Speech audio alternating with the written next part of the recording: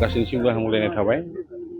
दिनै गरेस्वराव बिरगोस्रि हारिमु आफादनि रुफालि मायथाइ फालिनायनि जि मावखुलि बेखेवनाय, बे बेखेवनायाव हाबाफारियाव मानगोनां जोंनि बिटिसिनि इएम महेस्वर बसुमतारिया जोंनि दिनै बे मावखुलिखौ बेखेवना होबाय।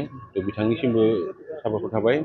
देग्लाय जोंहा रुफालि मायथाइ बिरगोस्रि हारिमु आफादा बे रुफालि मायथाइयाव जिरायलायनानै बयजोंबो रायज्लायनानै रां रुफा रायजोनिफ्राय एसे डनेसन बिनो थाखाय जिरायनो थाखाय जोङो मोनसे मावखुलि लादों।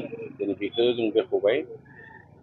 गासैबो रायजो राजाखौ गुरैयै खावलायनाय जायो जे बे रुफालि मायथाइयाव गासैबो जों सहजुग खालामो, हेफाजाब खालामो रुफालि मायथाइखौ मोजांनिफ्राय मोजां खालामनो थाखाय।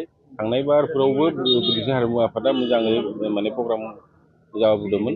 देग्लाय बेनिख्रुइ बांसिननिफ्राय बांसिन रुफालि मायथाइ फालिनो थाखाय रंजानो थाखाय जोङो गासैबो थाग थियारि खालामबाय। जोंहा थाखा फैसानि बाथ्रा दं। बे थाखा फैसानि बाथ्रायाव आं बुंखाबायनो जे रायजो राजानिफ्राय जोङो एसे जोङो डनेसन बिसायनांगोन, गासैबो सहजुग खालामनांगोन आरो रायजो राजाखौ बे रुफालि मायथाइयाव गासैखौबो बाहागो लानो थाखाय आङो गुरैयै खावलायनाय थाबाय।